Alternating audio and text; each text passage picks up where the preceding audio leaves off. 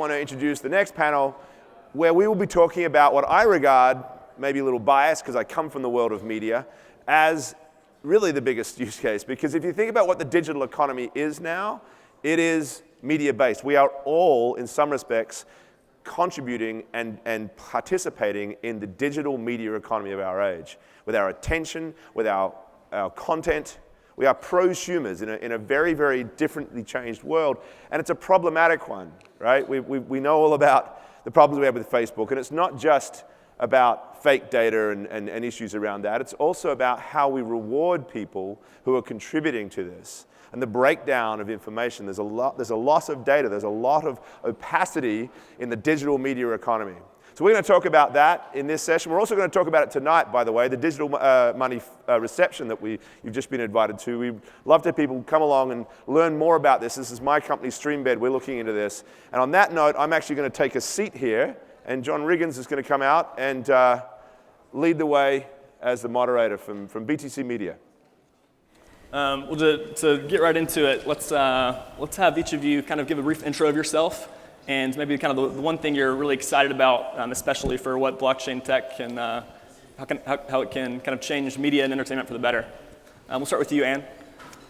Okay, hi everybody. I'm Anne Greenberg, and I'm usually late to the party, but in terms of blockchain, I was pretty early. So I started Gracenote, which is the largest entertainment data company. That's what people mostly know me for, and that was in the 90s. But it was the first crowdsourced company, and I founded it because I was trying to do decentralized content collaborative creation. And so because of that, I'm still pursuing that dream. I have a company called Entertainment AI, and the purpose of that company is to actually change the kinds of stories that we can tell so we can have new kinds of meaning. And the mission of that company is to merge human and machine creativity to engage a new generation. And in many ways, I think Gracenote was a precursor to blockchain. We can get into that. I think the most important issue is digital identity across all industries. My name's Alex McDougall. I run a venture capital fund called Bicameral Ventures out of Toronto. And so we're blockchain focused. Mike, needs mic on, please. And so without getting too deep into our kind of thesis rabbit hole, one thing that we really try and invest in is technologies that are moving towards something we call the archetype of one. And currently, a lot of your digital data is sitting with a bunch of different third parties: Facebook, Google, Baidu, Tencent, Amazon, Uber, and they're all making data-driven decisions on your behalf, leveraging your biology and your decision-making framework to essentially accrue what they can learn about you and make decisions on your behalf. And so what we're really trying to do is take all of that data and repatriate it to yourself. And whether it's new data that's being created, existing data that exists out there, and then leverage AI and leverage kind of the decision-making frameworks to work for you. So taking your data and having algorithms work on it on your behalf to maximize for goals that are yours, whether it's maximizing your own dopamine release or maximizing your own value or long-term or your community or whatever you want to do, rather than having your data go through algorithms that make decisions where decisions are made by other people. And so that's a whole different suite of technologies, from cleaning of data to storage of data to how you trust it to validation, all of that. And so that's one of the things that sort of forms one of our key theses. And really that's one of the things that I'm excited for today on this panel is thinking more about how we choose content, how we choose media, and how we make decisions in life. Hello, I'm Colin Cantrell. I'm the founder and architect of Nexus. It's a blockchain that's been around since about 2014, and we focus primarily on making contracts very easy for people to execute and secure, making it based on our software stack, which is 7 layers, including an API layer. And then the secondary aspects is the actual scaling solutions in order to make blockchain something practical for people to use in order to lower the cost and barrier of entry. And then the last faucet is dealing with satellite technology to create our own type of communication framework so that we can start to build infrastructure by the people for the people, as I believe blockchain was initially intended to be, to remove these intermediaries and take things into our own hands. And like Anna and I were talking earlier, to create more of a collaborative economy. And I think that's the beautiful part about the game theory behind blockchain, is it shows people incentive to cooperate together rather than to compete. I always quote Metcalfe's law, which states that the value of a telecommunications system is based on the square of the participants. So what that means is that more and more people coming together actually exponentially proliferate ideas. So, competition is kind of a dying art, and I believe collaboration is a new one. So we focus on that and provide the technology as the back end to facilitate a lot of that. Great. Okay, so you've all met me, but I suppose just a bit of context. I am listed up there as the Senior Advisor of the Digital Currency Initiative at MIT, which I joined after leaving the Wall Street Journal 3 years ago, after writing a book about Bitcoin, then another one about blockchain, and got sort of really down that rabbit hole and decided that this was where I wanted to go with my life. Well, 3 years later, I've decided to actually swing back a little bit. I'm still keeping my hand in things at MIT, but I'm launching a media company called Streambed. It's listed up as one of the sponsors there as Network Effects, which is the original name we had. And yeah, we're a content provider, so we're actually sort of much more at that application layer, the ultimate application layer, if you like. But we've really, because of where I've come from and seen what I see as a broken media economy, really, a sort of a fundamental break in terms of how we go about verifying information, verifying data and content, and really importantly, rewarding those who produce and participate in that economy in a way that's fair and actually encourages the kind of collaborative models that we're going to talk about today. That's become a major concern for me from day one. So we approach our company with the view that as we build it out, we will be very much looking to be a thought leader, to be incorporating technologies like this, to try to embrace a healthier media ecosystem which everybody participates, and essentially, we get the most out of it. Thanks, Michael. Thanks for that context, everybody. And I think you hit on an important piece, and I think a good place to start, in identity, and how kind of identity sits in this new economy. Whether that's kind of hyper-personalization of how we use our data or better security, privacy.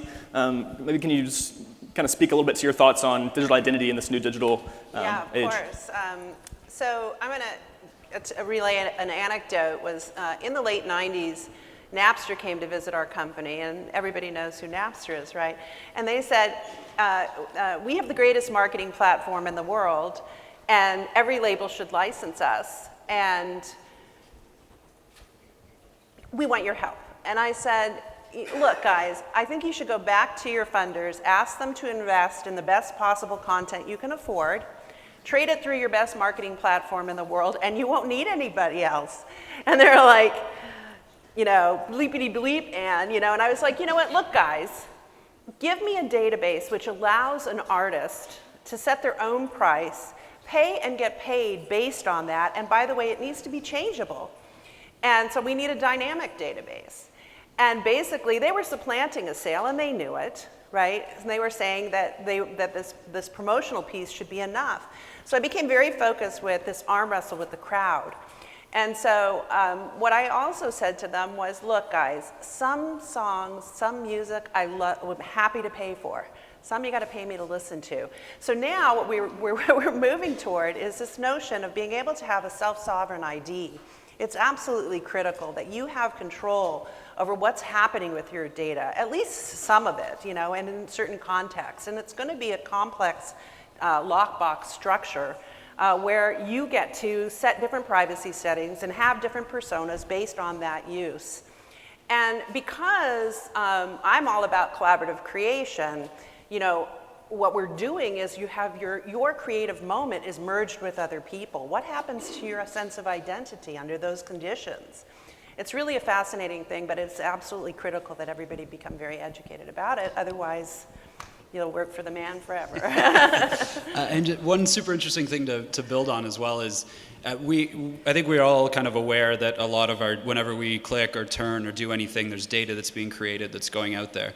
But one of sort of the futuristic looks at it is kind of the biometric data that is constantly being created mostly within us, but is not really that far away from being able to be externally read. And so it becomes even more critical to have a hold of what your actual persona is in the real world when if it is still third parties who are creating it or collecting this data, if we don't actually kind of change the framework that we operate in, when they can actually, rather than just look at what your decisions are, actually look at which parts of your brain are firing based on different stimuluses, those decision-making algorithms that get done on your behalf get so much more powerful. So we have this kind of window right now where they're effective, but you can still look at a sequence of Facebook media and say, okay, well, this is a rabbit hole that I'm trying to be led down right here, and take yourself out of it. When there's more and more and more data available and more sophisticated algorithms that create that, we may lose that opportunity. And so it's really critical, and I think we'll all sort of talk about specific projects that are working in this direction to be able to sort of break that mold and repatriate all of this stuff. Can you start out with a specific project there that you're thinking of? Sure.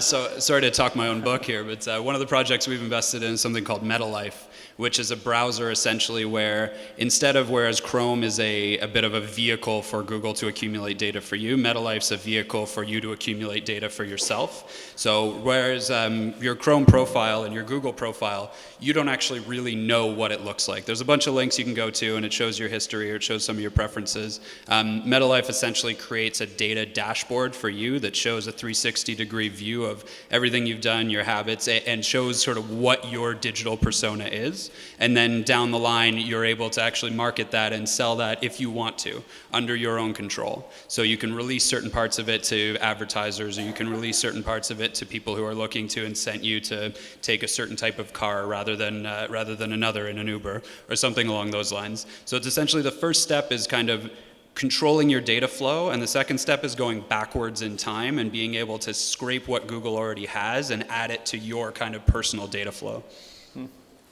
Michael, maybe kind of your perspective on the content side, where identity sits there, what kind of the next step is, maybe collaboration, kind of your new venture. Yeah, I mean, so from a big sort of 30,000 foot perspective, the identity question is critical if we are going to be able to distribute the rewards of what essentially is this economy. If you think about what drives it, we take this stuff for granted, but we live in an attention economy, right? And so and the currency that we're all trading with is data. So for ages, we basically lived under this assumption that with Facebook and Google and others, we were getting this wonderful free service because we weren't paying for it. And by the way, our regulators didn't understand any of this either. They just assumed that, look, if it's free, then it can't be a monopoly because nobody's paying for it. So it's all great, right? Well, now we realize that in fact we were paying data. Our data is not a traditional currency, but it truly is this instrument of value that we're giving up. Right? And essentially what these entities do is become, exchanges. They gather in our data, they repackage it, and they sell it off to advertisers under their terms, right? And yet we are the ones who are both contributing our attention, this 24/7 limited resource that is fundamental to how our whole economy runs. We're the providers of that thing, the attention. In addition to the fact we're the providers of the content, right? I mean, so much of what social media is about is who shares, who writes, who puts the posts up. And this has broken the model for everyone. And in fact, it's broken the model for big publishers as well. I think about, I think one of the great stories to emerge out of the whole Cambridge Analytica, actually it was before Cambridge Analytica, this idea that there's this fake news problem was the one that BuzzFeed broke about these Macedonian kids who had figured out that they could essentially beat the New York Times at its game, or the Washington Post, the Wall Street Journal, anybody else for that matter, just by making shit up. And so there were articles. More power to them. There were articles like,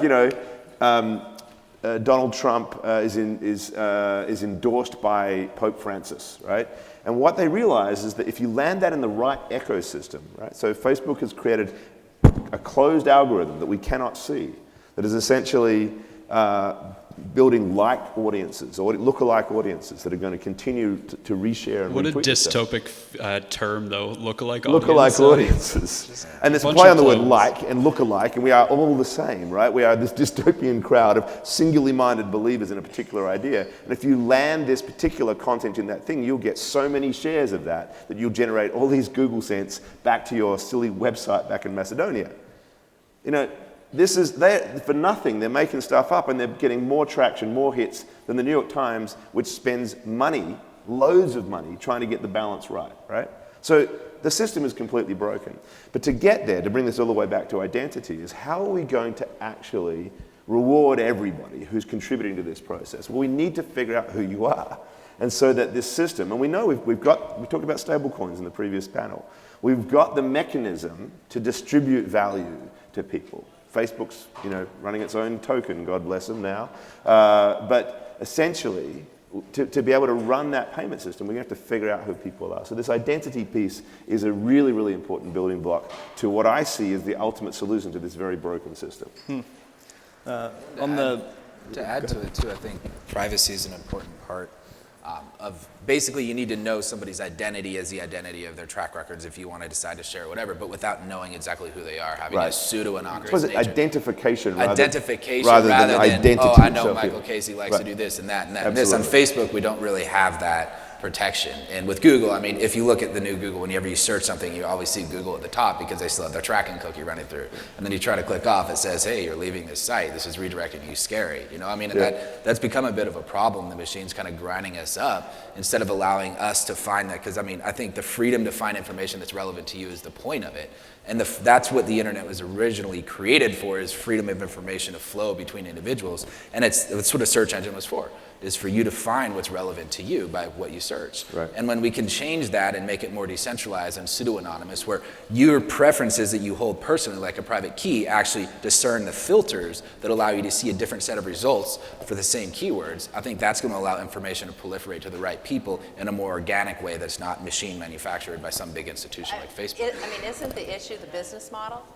Right? I Yeah. mean, you've got media and entertainment. One is producing news mostly, the other entertainment. So these Macedonia kids, if you'd called them entertainment, they would have been killing it. And because media, the news media and entertainment have the same business model, which is advertising, you have a natural breakdown of consumers supporting it directly. I mean, we have membership models and others. But the media companies right now today have a bigger problem than Facebook. As critical as they are of Facebook, let's remember they're competitors with Facebook. Facebook and Google have 85% of the online advertising revenues. So that has got to be creating a huge pain. And unfortunately for the media companies, they are less equipped to deal with the fact that they also have our digital identities and our use data. They're not prepared as well to deal with the hacking that can happen. We just had Tribune's, was it Tribune servers that were hacked and they couldn't issue their papers? So I'm actually creating a group called Media and Entertainment Digital Identity Association to particularly focus on media and entertainment issues around digital identity, because in one case, the barrier is lower, right? So we want to, we don't care that people, to a certain degree, know that we watched this or that movie, putting pornography aside, right? But, if we're going to reveal ourselves to these systems, we should have some say in what it is. Now, if we're the subject of that news media, we're going to care a lot more. It gets really complex. Yeah, that's a great point as well, because I think the traditional narrative is like, oh, the data collectors are bad and they're hoarding our data and we need to do something about it. But a lot of these people are collecting data and saying, shit, I don't know what to do with this. I don't know. I don't know if this is GDPR compliant. I'm not comfortable actually holding this giant treasure trove of data.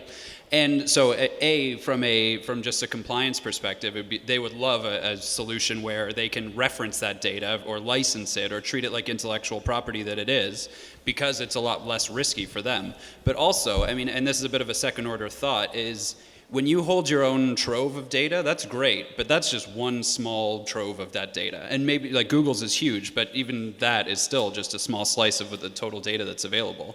If you have an open data market, the actual referenceable and addressable mound of data that you can train AIs with and you can leverage should be magnitudes of any of these individual actual silos of data. So there's sort of two ways to... There should be a decreasing need to actually store that data at all. Agreed. It's like It's fog going to be AI. real time. It'll be real-time process. Yeah. Alex, can you maybe pinpoint why specifically blockchain technology is good for that, as the marketplace for that, as the kind of underlying tech for the marketplace? Sure. There's kind of three ways that I think blockchain gets leveraged in this. One is validating data. When the value of it accrues to you, you're obviously incentivized to manipulate that system. So blockchain is a validator for your individual pieces of data. If it's going to Google, Google's obviously incentivized to validate that data, so you don't really necessarily have to. When everybody's putting forth their individual pieces of data, the immutable nature of a blockchain ledger, with a good consensus mechanism, of course, is a great way to ensure that that data is valid. The second one is it reduces the scale that you need to have in order to collect granular real-time data.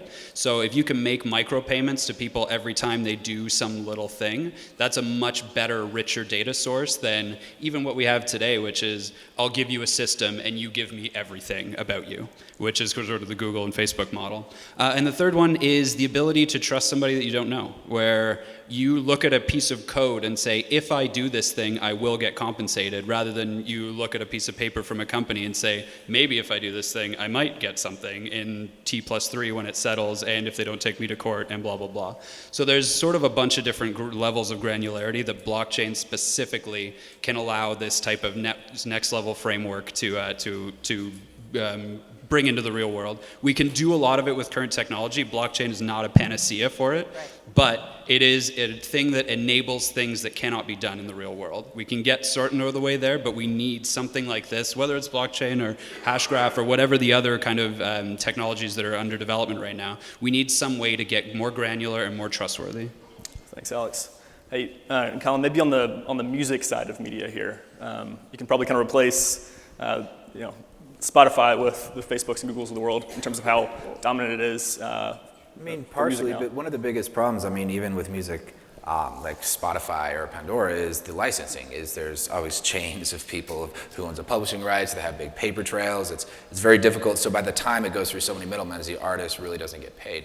And I think it's really important for art, especially seeing it coming. I think it's extremely undervalued, but yet it's a fundamental part of all of our lives. What person do you know that doesn't like music? It's something that we all really need. It changes the mood, the atmosphere. It sets every tone in every movie you watch. And it's something that I'm highly passionate about. And I think when we create something that allows artists to be paid in, I guess, a more direct peer-to-peer manner, and then also incentivize fans to be good fans, where they could even do crowdfunding and you tokenize metadata and have those tokens represent a partial ownership in that metadata. So when a royalties payment comes in, those can be used as proofs that you own a specific portion of that transaction, and then that can be split off, and then they can be transferred between one another, which improves the back end of the music industry, and they can be crowdsourced and sold in order to fund new albums, which gives fans direct access to owning some of the greatest art. Imagine if one of your favorite songs you could own a little piece of, and all you have to do is just go onto an exchange and buy that token, and then you really can quantify the value of these songs too with these secondary markets. So those are things that I think are going to be really fundamental, seeing arts really make their breakout into the world. And fundamentally, peer-to-peer technology is something that completely stomped the music industry, but now it's time for peer-to-peer technology to renovate it, essentially, and really make it what's best for the artists and everybody involved. Michael? Yeah, so one of the things that we did with Streambed was to think about what our role is going to be. And again, we're building this thing out, but essentially, we'll be a video production house. And we will be sitting in the middle of an ecosystem that will, on the one hand, on the sort of upstream world, will be video producers. And video is produced by, you've got the videographer, you have, an animator, you have a sound guy, you have a whole series of different, completely independent contractors who are contributing in some way to this file that has its own value. And then it passes through to us, and we'll do our own post-production, then we'll push it out to whatever distribution channels that we have. And some of those might be Facebook-like platforms, but it's also other media companies and so forth. So there's an incredibly complex array of participants in the video value chain, but it's also for music and everything else. What's really interesting about the idea that you might be able to, at every point along that way, if you think about, one of the great use cases people talk about for blockchain is supply chain management, right? Well, this is a supply chain, and essentially, if we could, with smart contracts or advanced contracts, or the type that you guys talk about it, embed into, each contributor gets some defined piece of this, and then this piece is traveling. Essentially, its life cycle of the content travels through the universe. The idea that we can then essentially recognize that peer-to-peer relationship between the fan. And by the way, it's not just for money, right? We all think about the money and people being paid and so forth, and there's micropayments and things that we could do that. But it's also about the disconnect between the fans and the artist. They really want to know who they are, but you know what? It's either the record company or it is, in this case, YouTube or whoever that actually really does control that interaction. And I hear it all the time from artists. I just want to know who it is that's using it. And by the way, they don't necessarily want to know the name. They just want to know, what does my market look like? What is this broader picture? They wanted to know the name, and they would pay $10 to $15 to $20 a bounce back card back in the day, where literally they would pay, they would pay somebody if they could get the fan to mail in a postcard. Right. Right. And then we did all the digital versions of that. Right? You can make it the fan can opt in, and you can reward them with tokens. Right. But to all of your points, I think it's very interesting, especially music is always a canary in the coal mine, and we have some amazing companies in the music space doing all of the things that you're talking about. Vest is doing fractional ownership of songs. Blockchain Music, well, they started trying to actually move music on blockchains, and now they're really about a data synchronization model and support it with Berkeley Music. There's Ujo, which was an early one of Mycelia. Another one that I'm advising is Air, a parent, which is Pusha T and Summer Watson's company. They're doing really interesting things, not necessarily on blockchain, but take a look at them because it's really about building that relationship with the audience. I call it I say the audience is the artist, so I go kind of really far out. And what I'm trying to do is to do all of those things, but for motion video and storytelling, using a smart script, and the smart script organizes everything. So anything made with a smart script becomes smart content because all that data gets synchronized and embedded in the resulting content, and it doubles as a smart contract because it includes the business logic. So these things are happening because they're happening in an organic way around the products that we all love to use. Spotify, we have problems with the business licensing models, but we just had the Music Modernization Act, which gets us a couple ticks closer.